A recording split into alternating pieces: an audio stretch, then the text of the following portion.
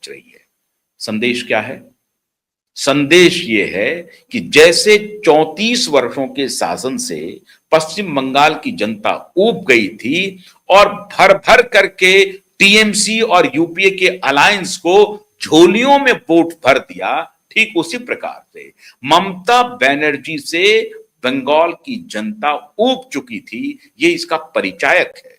इसलिए रुदाली करने वाले जो अभी आएंगे करने के लिए, रोने के लिए आएंगे, एसआईआर, मतदाता शुद्धिकरण अभियान जो था वो बीजेपी को फायदा पहुंचा दिया। 3 लाख पारा मिलिट्री फोर्सेस के जवान या सीआरपीएफ के जवान जो वहां मौजूद थे, उसने बीजेपी को जिता दिया। 81 से 84 आईएएस आईपीएस अधिकारी पर्यवेक्षक के रूप में, चुनाव पर्यवेक्षक के रूप में मौजूद थे, उसने बीजेपी को चुनाव जितवा दिया। बीजेपी के गुंडों ने बदमाशी किया, इसलिए बीजेपी चुनाव जीत गई। इन सारी रुदाली का कोई महत्व नहीं है। सच तो यह है मित्रों कि नरेंद्र मोदी ने बंगाल में जिन्ना का भूत उतार दिया, और इसलिए मैंने आपको जिक्र किया 1946 16 अगस्त का, जब 16 अगस्त 1946 को डायरेक्ट एक्शन का आह्वान किया था श्रीमान जिन्ना ने, और उसके बाद पाकिस्तान बना करके गए, और उसके बाद जो गति हुई वो आप सबने देखा। जिन्ना की गति क्या हुई? जिन्ना आखिरी दिनों में जार जार रोते थे। स्थिति तो ये थी कि जब जिन्ना की मृत्यु हुई, उनकी बहन ने लिखा, जब जिन्ना की मृत्यु हुई तो जब जिस एम्बुलेंस पे जिन्ना तब तक जिंदा थे, जब वो ले जाए जा रहे थे हॉस्पिटल की तरफ, तो उस एम्बुलेंस में एसी तक नहीं था, और गर्मी में उस एम्बुलेंस में जिन्ना के बदन पर सैकड़ों मक्खियां थी। ये हालात थे जिन्ना के। लेकिन जिन्ना का भूत पश्चिम बंगाल में कण कण में मौजूद था। क्या भूत था? हंस के लिया है पाकिस्तान, लड़के लेंगे हिंदुस्तान, ये नारा चलता था, ये उस वक्त भी चलता था। दिल्ली की सड़कों पर भी तांडव होता था। हंस के लिया है पाकिस्तान, लड़के लेंगे हिंदुस्तान, मतलब पूरा हिंदुस्तान लेंगे। गजबाए हिंद का सपना संजोए हुए था। इस देश में बाबरी मस्जिद ढहाने के बाद बाबरी मस्जिद बनाने के लिए भारत सरकार की तरफ से जमीन अलॉट की गई है, उत्तर प्रदेश सरकार की तरफ से। वहां भव्य बाबरी मस्जिद का निर्माण हो रहा है, उसमें सरकार भी सहयोग कर रही है। लेकिन किसी एक प्रदेश में प्राइवेट तरीके से, निजी तरीके से बाबरी मस्जिद चलाने का अभियान अगर चला तो वो कहां चला? पश्चिम बंगाल में चला। और पश्चिम बंगाल में चला नहीं, करोड़ों रुपए बारे न्यारे हुए। करोड़ों रुपए का अनुदान आया हुमायूं कबीर को, जो टीएमसी की नेता थे, उनको करोड़ों रुपए का अनुदान आया। आप इसी से समझ लीजिए, योगी आदित्यनाथ बंगाल की धरती पे कह रहे थे कि काली की धरती को हम काबा नहीं बनने देंगे। वहीं सयानी घोष कह रही थी कि दिल में है नयने मदीना, दिल में काबा नयने मदीना। ये उस आबादी के बीच में सयानी घोष बजाबता उनको आंदोलित कर रही थी, दिल में है काबा नयने मदीना। अब ये दिल में है काबा नयने मदीना आज का नहीं है, ये 1946 16 अगस्त के बाद का भूत बरकरार था कि हंस के लिया है पाकिस्तान, लड़के लेंगे हिंदुस्तान। और उस पर काम चल रहा था बजाबता। आईएसआई का पूरा षड्यंत्र बांग्लादेश के जरिए बंगाल को पूरी तरह से कन्वर्ट करने का था। केरला में कन्वर्जन का यह स्थिति है कि 49 से 51% आबादी नॉन हिंदू की है। 51% से अधिक आबादी नॉन हिंदू की है। क्रिश्चियन और मुस्लिम आबादी हिंदू माइनॉरिटी में जा चुका है केरला में। वही कुछ साजिश चल रही थी पश्चिम बंगाल में करने की। तो जिन्ना का भूत वहां चल रहा था, एक नया पाकिस्तान बनाने की योजना चल रही थी। और इसी को याद होगा, शरजील इमाम ने दिल्ली में भाषण देते हुए कहा था, चिकन नेक बनाओ, जो सिलीगुड़ी कॉरिडोर है उस चिकन नेक को काट दो। जैसे ही काटोगे पूर्वी भारत भारत से कट जाएगा और फिर हम देखेंगे हमें क्या करना है। शर्जिल इमाम जी जो हमारे लेफ्ट इकोसिस्टम के पोस्टर बॉय हैं, वो भाषण दे रहे हैं, बल्कि उनके पीएचडी का सब्जेक्ट है, उनके पीएचडी का यही सब्जेक्ट है। शर्जिल इमाम जी कह रहे हैं हमें तो आजादी टुकड़ों में चाहिए ही नहीं थी, हमारा इरादा तो ब्रिटिश संसद पर कब्जा का था। आजादी मिली लेकिन डिवाइडेड आजादी मिली, पाकिस्तान विभाजित हो गया, यह नहीं चाहिए था।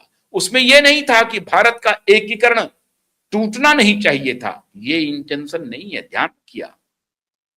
नियत है पॉलिटिकल साम्राज्य को विस्तार करने की, कट्टर इस्लाम के पॉलिटिकल साम्राज्य को विस्तार करने की नियत है उस यंगस्टर की, जो इंजीनियरिंग ग्रेजुएट है, अच्छे इंस्टीट्यूट से पढ़ के आया है, लेकिन वो गलती से एक ऐसे संस्थान में पहुंच जाता है जहां पूरा इकोसिस्टम उसको लिवरेज करता है। ऐसी ही सोच रखो, ऐसी ही बात करो। वो कह रहे हैं कि ब्रिटिश संसद पर हमारा हुकूक होता, और बहादुर शाह जफर जो आखिरी थे वो शर्जिल इमाम बनना चाहते थे। भारत का वो गजवाए हिंद में तब्दीली करना चाहते थे, और वो ये कह रहे थे कि अगर भारत का विभाजन नहीं होता तो भारत में हमारी आबादी 60 करोड़ के आसपास होती, तो संसद पर हमारा कब्जा होता और फिर हम ब्रिटेन पर कब्जा करते। उनकी नीयत सिर्फ भारत पर कब्जा करने की नहीं थी, ब्रिटेन पर कब्जा करने की नीयत थी। इसको कहते हैं पॉलिटिकल इस्लाम। जो गंगा जमनी तहजीब की बात करने वाले लोग हैं उनको थोड़ा समझना चाहिए। मैं बार बार कहता हूं कि हमारे जो मुस्लिम ब्रदर हैं, हमारे जो मुस्लिम भाई बहन हैं, इसे इस रूप में न लें। आपको मैं कभी भी मुसलमान मानता ही नहीं।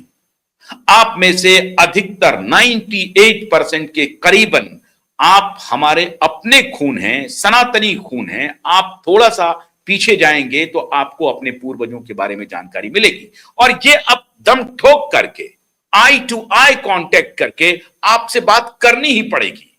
इस झूठ को अंडर द कारपेट डालना एक प्रकार से आत्मदाह करना होगा। किसका आत्मदाह? ये भारतीय चिंतन का आत्मदाह होगा, भारत का आत्मदाह होगा। इसलिए सवाल यह नहीं है कि मोदी जीतते हैं कि नहीं, मोदी एक नैरेटिव जरूर तैयार कर रहे हैं, इसमें कोई शक नहीं है, और मोदी उसके पोस्टर बॉय बन रहे हैं। न चाहते हुए भी आपको मोदी के साथ खड़ा होना पड़ रहा है। बंगाल की आबादी मोदी के साथ खड़ी हुई, जैसे कि ममता के साथ 2011 में 34 वर्षों के कुशासन के बाद बंगाल की जनता ममता के साथ खड़ी हुई। ठीक 15 साल के बाद आज बंगाल की जनता मोदी के साथ खड़ी हो गई है। तो कहीं ना कहीं तो कुछ न कुछ तो बात हुई होगी, और ये बात उसी तरफ इशारा कर रही है। ये ध्यान रखिए, बंगाल का चुनाव बहुत महत्वपूर्ण है। तमाम भारतीय जनता पार्टी के नेता कह रहे हैं कि बंगाल हमें हर हालत में चाहिए था। क्यों? क्योंकि वो हमारी डेमोग्राफी बदल रहा है।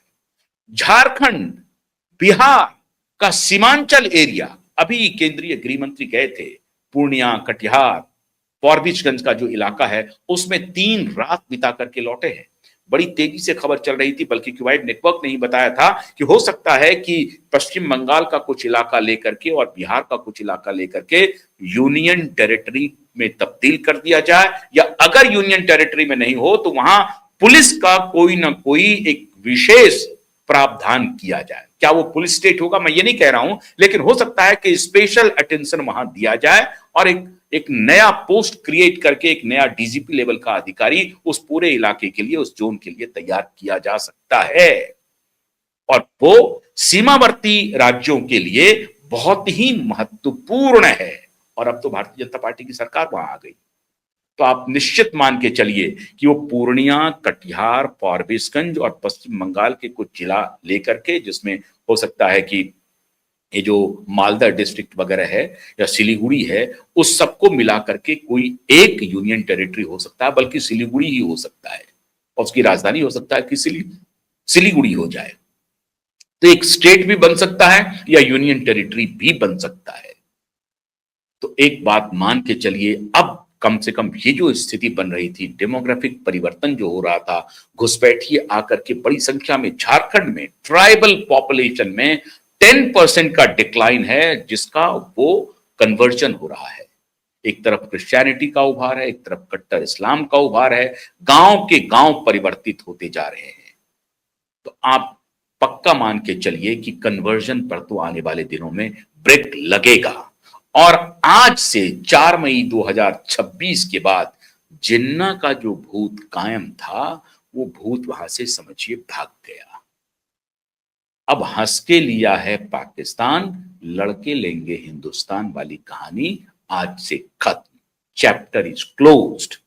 इसीलिए मैंने कहा, मोदी ने जिन्ना का भूत उतार दिया। ममता बनर्जी तो ठीक है, हारी हैं, अभी वो बनी रहेंगी, उनको लड़ना चाहिए, वो एक पॉलिटिकल पार्टी के रूप में उनको लड़ना चाहिए। लेकिन जो असली भूत है, जो इस सब के पीछे, पर्दे के पीछे जो बड़ा षड्यंत्र चल रहा था, उस पर निश्चित रूप से अंकुश लगेगा। आईएसआई, सीआईए, MI6 इस सब की योजना 4 मई के बाद नाकाम हो जाएगी। बहुत बहुत शुक्रिया। नमस्कार।